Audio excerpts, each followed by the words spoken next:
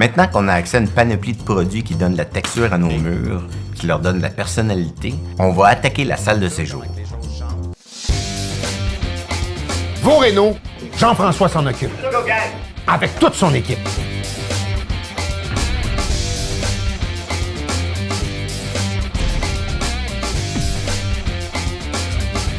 Ça a changé, là. On veut tous un Jean-François. Je suis en train de faire ça, une bonne préparation pour les gars de Mur Design.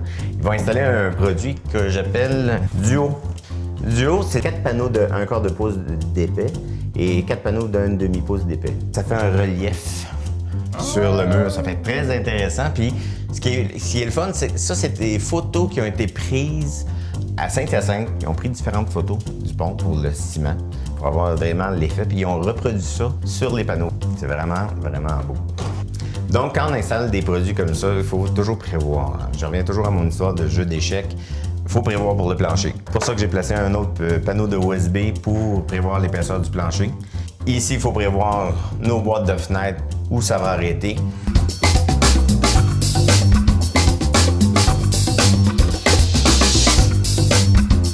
C'est fantastique. Ce que Benoît a fait ici, c'est qu'il a mis ça tout égal. Donc, on n'a pas l'épaisseur du profilé ici.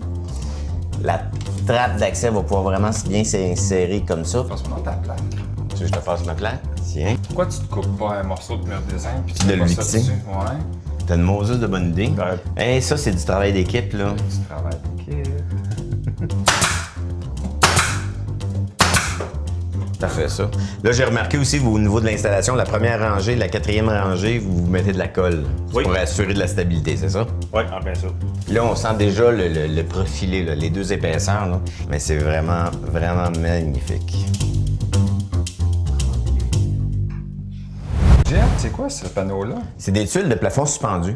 Normalement, le plafond suspendu, on aurait des rails, mais ici, on n'a pas le luxe pour garder la hauteur, le plus de hauteur possible. Là, je vais juste mettre un peu de colle et des aiguilles. Ça va être correct. Les tuiles de panneaux suspendus, d'habitude, on voit ça, c'est comme en carton. Là. Ouais, ça c'est en carton, mais ceux-là sont en HDF. Le HDF, c'est de la haute densité versus le MDF, c'est de la médium densité. Le HDF, justement, il est très stable.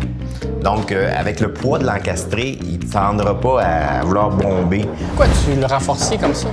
Je l'ai renforcé comme ça parce que Benoît m'a demandé, avec le type d'encastré qu'il y avait, que ça, c'était peut-être un petit peu trop mince pour pouvoir le prendre en serre.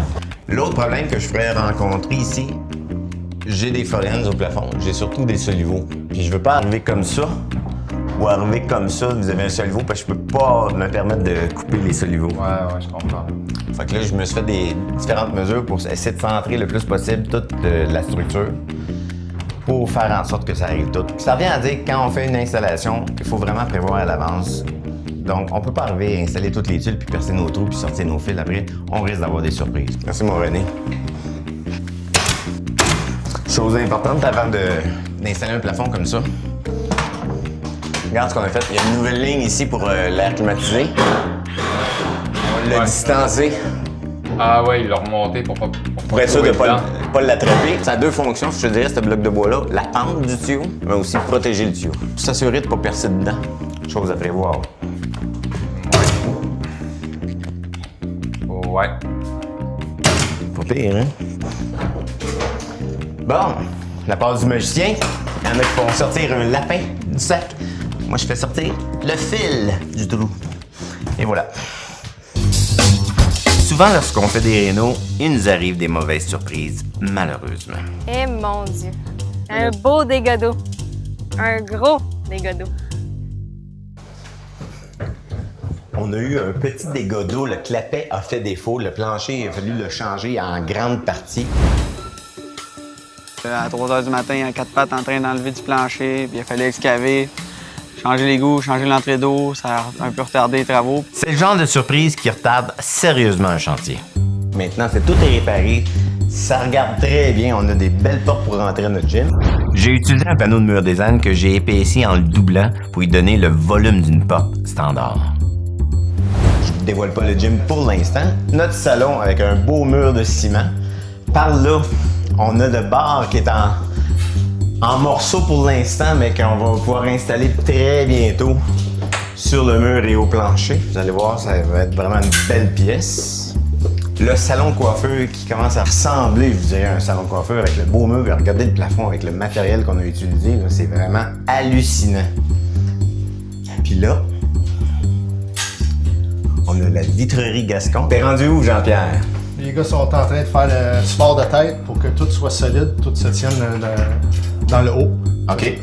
Une fois que ça a été installé, après ça, il va rester la porte, puis les joints, puis... La porte, les joints, tout, pour pas que ça coule. Évidemment, on veut ça. Tout en verre trempé, c'est un verre sécuritaire. Les étapes, Jean-Pierre, qu'il faut respecter pour faire une installation comme ça commence par une bonne prise de mesure. Une bonne prise de mesure pour voir si tout l'ouvrage a été fait comme il faut. C'est sûr que c'est fait comme il faut. C'est moi qui l'ai fait. On se souvient de l'ancienne douche, comment que le seuil d'entrée de la douche était pourri et difforme. Ça fait toute la différence lorsqu'on utilise les bons matériaux pour faire notre douche, parce qu'on veut qu'elle reste étanche et qu'elle dure longtemps.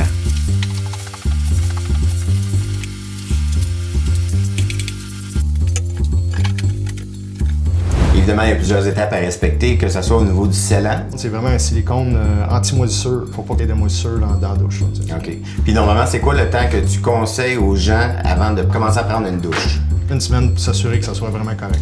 Là, OK. Moi, j'avais pensé 24 heures, fait que je suis complètement dans le champ. Là. C'est bon de poser la question. J'avais pas une semaine. Bon, c'est bon à savoir. Ici, pour notre porte de douche, on avait deux choix. Celui qu'on a choisi qui est à pivot. Donc, ce que j'aime de ça, c'est que c'est la stabilité. Tout le poids se retrouve dans le bas et la stabilité est tenue par notre support de tête. L'autre choix qu'on aurait eu, c'est avec des pentures. Mais le problème avec les pentures, oui, c'est beau, mais c'est le verre de côté, le verre latéral, qui prend toute la force, qui risque de bouger avec le temps. Salut Sam! Comment ça va? Bien, toi? Ça va super bien. Mika Repentini nous livre les armoires pour compléter la salle de lavage. Évidemment, pour commencer une bonne installation, la première chose à faire, c'est de mesurer, savoir où est-ce qu'on va placer nos armoires du haut. Ensuite, on vérifie si sont les montants de bois dans notre mur pour avoir du solide. On installe notre armoire du coin en premier. C'est beaucoup plus simple comme ça. On commence toujours par le haut. Pourquoi? Parce qu'on veut pas avoir les armoires du bas dans les jambes. On enfile le reste par la suite.